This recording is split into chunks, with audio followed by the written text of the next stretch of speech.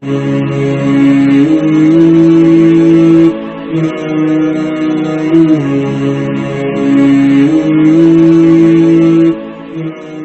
علیکم ورحمۃ اللہ وبرکاتہ۔ نحمدہ ونصلی علی رسولہ الکریم، اما بعد، اعوذ باللہ من الشیطان الرجیم، بسم اللہ الرحمن الرحیم۔ لقد کان لکم فی رسول اللہ اسوۃ حسنہ، صدق اللہ العظیم۔ میرے محترم بھائیوں، دوستوں اور بزرگوں، مجھے امید ہے کہ آپ تمام ساتھی خیر و عافیت سے ہوں گے۔ غزوہ بدر پر بات مکمل ہو چکی ہے اور آج سے انشاءاللہ اس سے آگے کی کچھ باتوں کو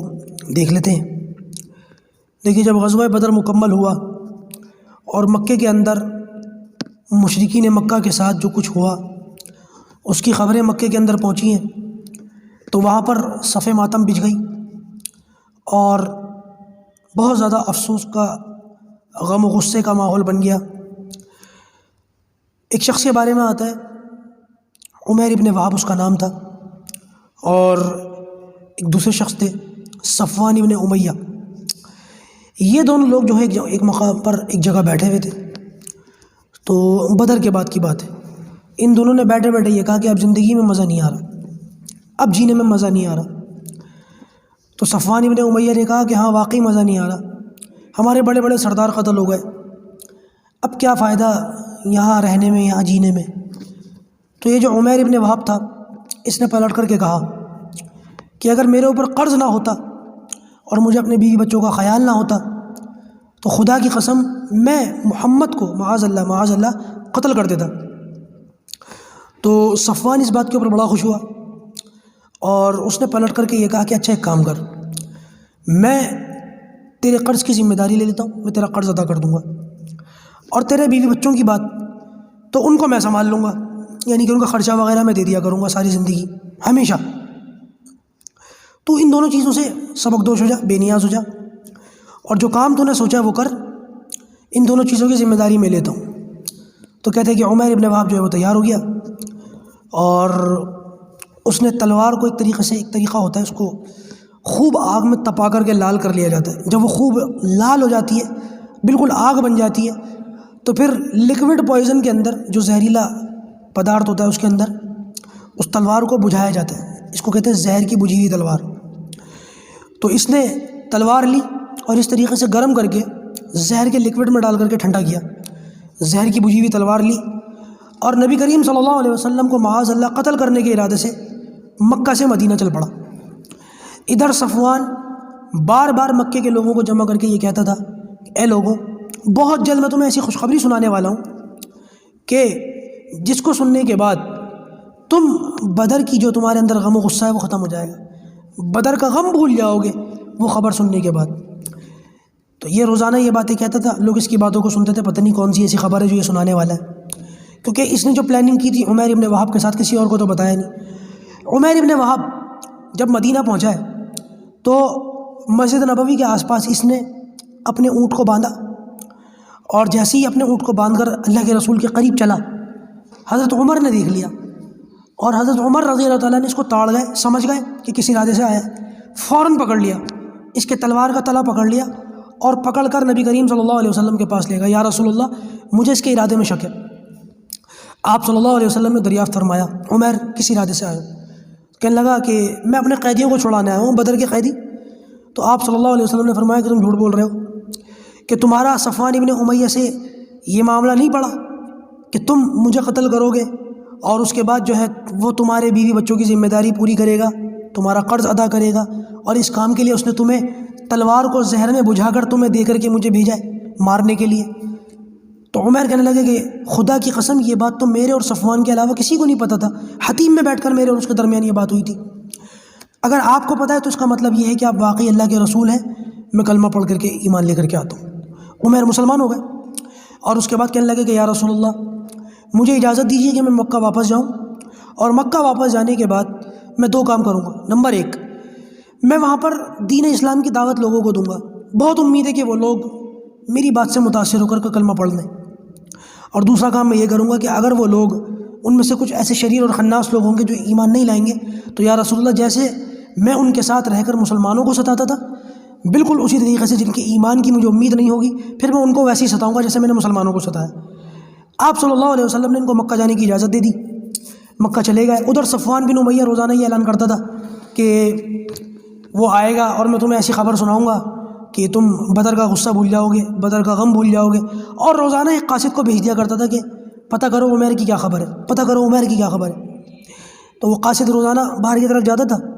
اور اس کو خبر نہیں ملتی تھی۔ تو ایک دن جب یہ آئے ہیں تو صفوان بن امیہ نے بڑی خوشی سے کہا کہ دیکھو میری مراد پوری ہو گئی، اب میں تمہیں بتاؤں گا کہ وہ کون سی خبر ہے۔ جب یہ آئے اور انہوں نے آ کر کے کہا کہ میں کلمہ پڑھ چکا ہوں، تو صفوان بن امیہ پر جیسے آسمان گر گیا ہو کہ اللہ کی خدا کی قسم عمیر سے میں بات نہیں کروں گا، اس کو تو میں منہ بھی نہیں لگاؤں گا اور اس سے بالکل بات نہیں کروں گا۔ اور انہوں نے کیا بھی یہی، یہ جو عمیر تھے انہوں نے مکہ جا کر لوگوں کو دین کی دعوت دی، اور بہت سارے لوگ ان کی دعوت کے نتیجے میں حلقہ بگوش اسلام ہو گئے، اور پھر جن لوگوں کی طرف سے ان کو امید تھی کہ یہ لوگ ایمان نہیں لائیں گے ان کو بڑا ستایا بھی، پریشان کیا۔ اچھا جی، دوسری ہجری کے کچھ واقعات اور سن لیجئے۔ ایک واقعہ یہ ہوا تھا، ایک چھوٹا سا غزوہ کہہ لیں وہ ہوا تھا، وہ یہ تھا کہ ابو سفیان یہ بعد میں فتح مکہ کے موقع پر ایمان لے کر کے آ چکے ہیں، ایمان لے کر کے آئے تھے فتح مکہ کے موقع پر، لیکن ہر بار یہ جو ہے کفار کی طرف سے آتے تھے ایمان لانے سے پہلے۔ بدر میں آئے، پھر احد، بدر میں تو خیر یہ قافلے میں تھے، احد میں آئے اور خیبر میں آئے، احد میں آئے اور خندق میں بھی آئے، خیبر تو یہودیوں سے ہوا تھا۔ تو کئی جتنے بھی معاملات ہوئے وہ ان کے ساتھ ہوئے، حتیٰ کہ ابھی بدر کے بعد دوبارہ یہ آئے تھے، اور اس کو قرقرۃ القدرہ کے نام سے جانا جاتا ہے اس غزوے کو۔ یہ غزوہ ایسا ہوا تھا کہ انہوں نے قسم کھا لی تھی ابو سفیان نے بدر کی بات کو سن کر، بدر کے جو معاملات ہوئے تھے اس سے متاثر ہو کر کہ اللہ کے خدا کی قسم جب تک میں بدر کا بدلہ مسلمانوں سے نہیں لے لیتا اور مدینے پر حملہ نہیں کر دیتا تب تک میں نہاؤں گا نہیں، غسل نہیں کروں گا۔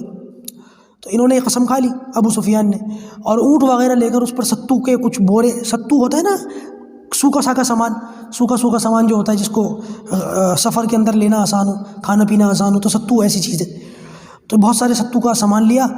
اور مدینہ سے 3 میل کے فاصلے پر ایک بستی پڑتی ہے، قبا نہیں ہے دوسری بستی ہے، قبا بھی 3 میل کے فاصلے پر ایک بستی اور ہے۔ تو یہ اس دوسری بستی میں پہنچے، وہاں پر کھجور کے درخت لگے ہوئے تھے، ان کو یہ لگا کہ مدینہ کے اندر آ گئے، رات کا وقت تھا، انہوں نے چھاپہ مار کارروائی کی، 2 لوگ کام کر رہے تھے، ان کو مارا، پریشان کیا یا قتل کر دیا، اور کچھ کھجور کے درختوں کو جلا جلو کر کے یہ وہاں سے نکل گئے، اور بھاگتے ہوئے، کیونکہ ستو وغیرہ ان کے پاس زیادہ تھا تو لہذا سواریوں کو، اونٹوں کو دوڑنے میں تکلیف ہو رہی تھی، تو انہوں نے وہ ستو کے جو ہے وہ گرا دیے۔ تو یہ جب انہوں نے یہ گرائے ہیں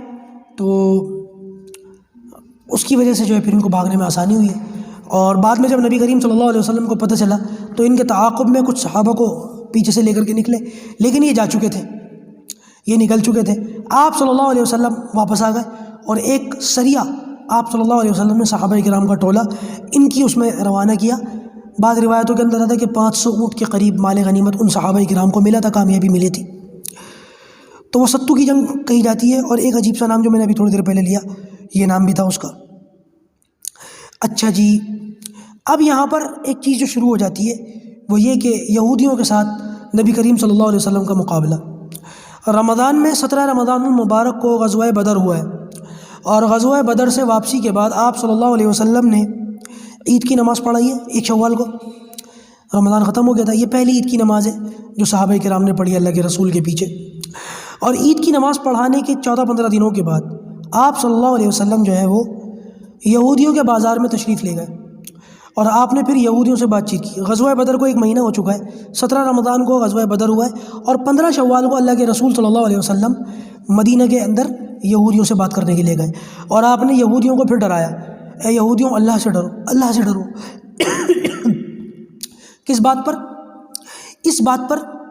کہ جو مشرکین مکہ ہیں یہ اگر کلمہ نہیں پڑھتے تو پھر بھی یہ چھوٹے مجرم ہیں، اس لیے کہ یہ لوگ تو مجھے جانتے ہی نہیں۔ تم لوگ اگر کلمہ نہیں پڑھتے تو تم بڑے مجرم ہو، اس لیے کہ تم تو مجھے جانتے ہو، تمہارے پاس جو آسمانی کتابیں ہیں ان میں میرا حلیہ موجود ہے، میرا نام موجود ہے، میرا ذکر موجود ہے، میرے آثار موجود ہیں، تم ان آثاروں کی روشنی میں، اس حلیے کی روشنی میں، ان نشانیوں کی روشنی میں مجھے اچھے طریقے سے جانتے پہچانتے ہو، اس کے باوجود تم مجھ پر ایمان نہیں لاتے۔ اللہ کے رسول صلی اللہ علیہ وسلم نے اس انداز میں یہ بات کہی کہ اے معاشرہ قریش، اے قریش کے لوگوں، دیکھو ان لوگوں نے جو ہے وہ لوگ مجھ پر ایمان نہیں لائے اور مجھے جھٹلایا اور میرے مقابلے میں آ کر کے کھڑے ہو گئے، اور اس کے نتیجے میں پھر یہ ہوا کہ اللہ تعالیٰ نے ان کو ذلیل اور رسوا کیا۔ ہم چھوٹی سی جماعت تھے، وہ بہت بڑا لشکر تھا، اس کے باوجود اللہ تعالیٰ نے ان کو ذلیل و خوار کیا، ان کو شکست دوچار ہونا پڑا اور ہمارے سامنے مُگی کھانی پڑی۔ تو کہیں ایسا نہ ہو کہ جو کچھ ان کے ساتھ ہوا وہ کل تمہارے ساتھ بھی ہو جائے۔ میں تم سے کہتا ہوں کہ میرے اوپر ایمان لے آؤ، کلمہ پڑھ کے دین اسلام میں داخل ہو جاؤ۔ اب بجائے اس کے کہ یہودی آپ صلی اللہ علیہ وسلم کی اس دعوت پر کلمہ پڑھتے یا کم سے کم خاموشی اختیار کر لیتے،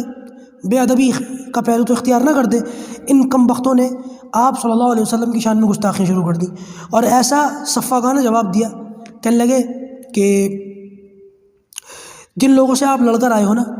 ان کو تو جنگ وغیرہ کا طریقہ آتا تھا نہیں اتنا، وہ تو صرف لٹیرے تھے، لوٹ مار کرنا یہی ان کا کام تھا، جنگ وغیرہ کے طریقے تو ان کو آتے نہیں تھے۔ آپ کا پالا ہم سے پڑا ہے، آپ ہمیں ان کا نام لے کے ڈرائیں نا۔ اگر آپ چاہتے ہیں کہ ہم آپ کے مقابلے میں آ جائیں تو آپ کو پتہ چل جائے گا، جب ہم آپ کے مقابلے میں آئیں گے تو آپ کو پتہ چل جائے گا کہ مرد کیا ہوتے ہیں اور جنگ کیا ہوتی ہے۔ اس طریقے کے جوابات دینے شروع کر دیے، اور یہ کہہ کر ان لوگوں نے آپ صلی اللہ علیہ وسلم کے خلاف اپنے قلعوں میں بند ہو کر کے جنگ کی تیاریاں شروع کر دیں۔ دیکھیے یہ جو یہودی تھے نا مدینے کے اندر، یہ ان کے 3 قبیلے تھے، میں کئی بار بتا چکا ہوں۔ سب سے پہلے قبیلہ بنو قینقاع،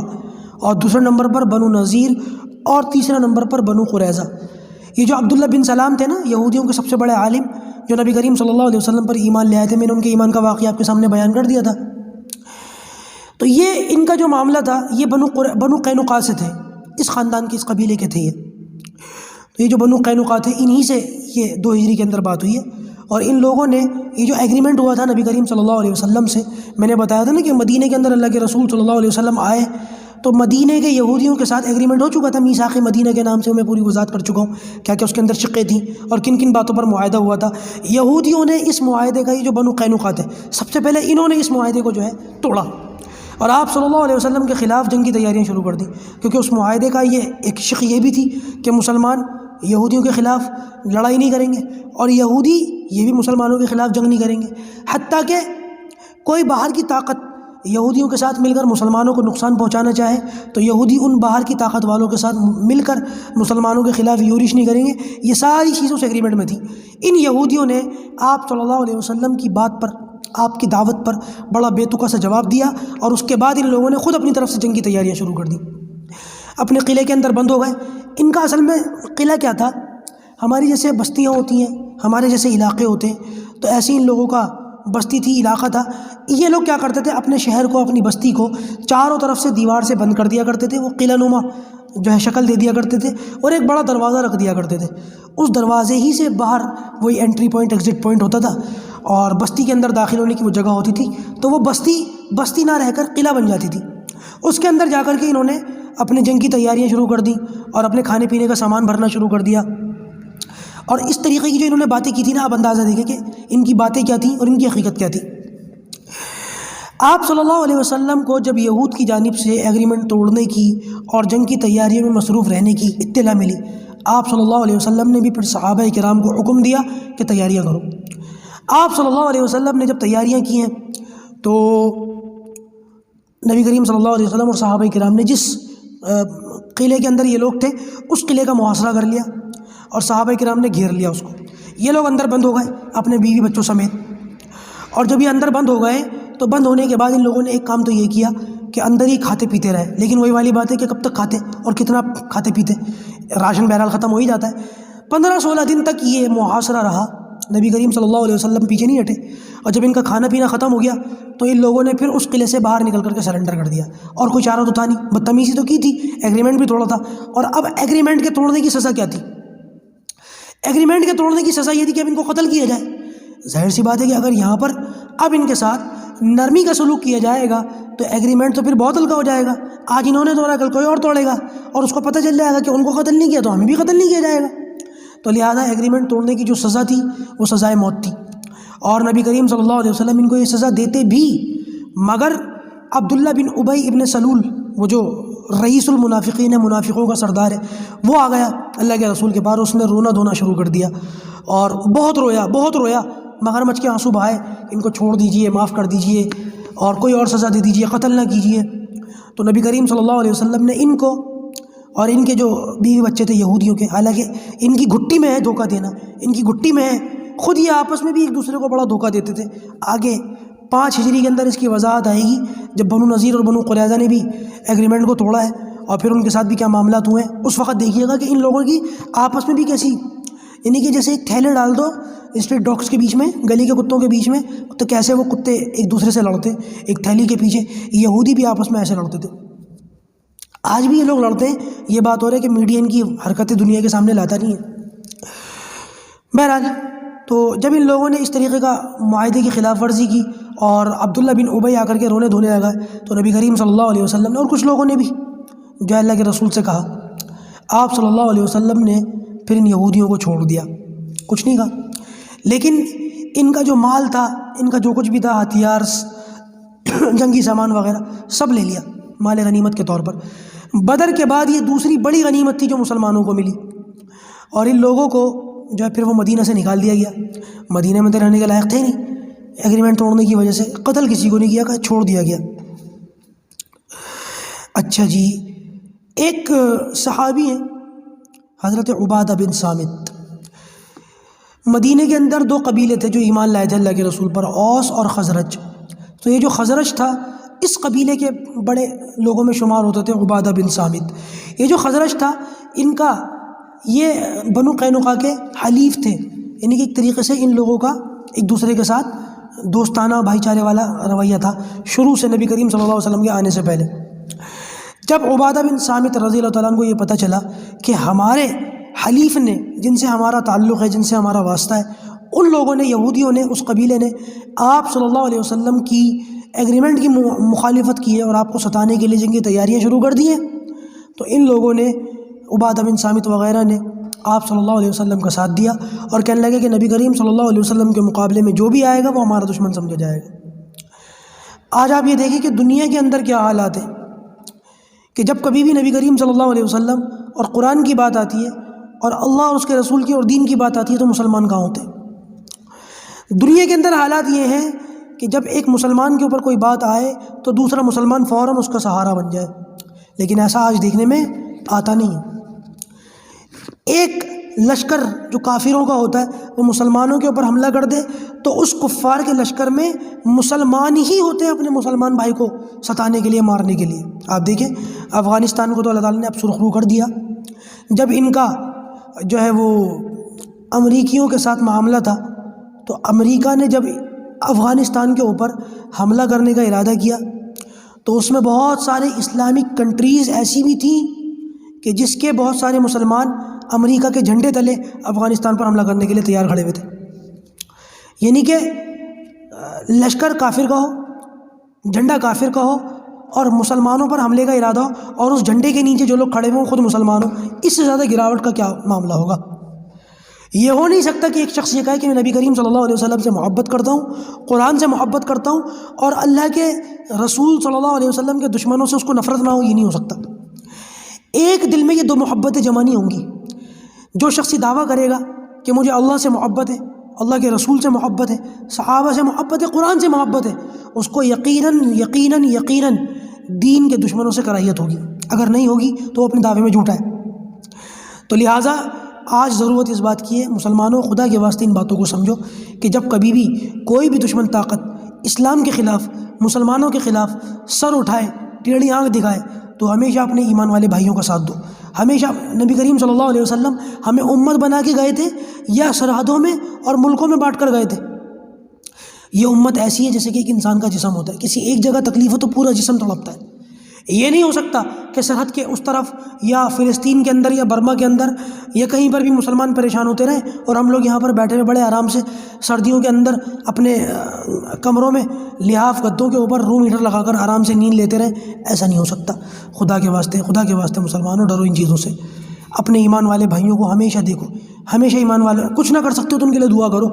کچھ نہ کر سکتے ہو تو کم سے کم ان کے سامنے اللہ تبارک و تعالیٰ کے سامنے ان کے خاطر ہاتھ اٹھا دیا کرو، دعا کر دیا کرو۔ اللہ پاک جو کہا گیا سنا گیا ہمیں ان باتوں پر عمل کرنے کی توفیق عطا فرمائے۔ وآخر دعوانا الحمد للہ رب العالمین۔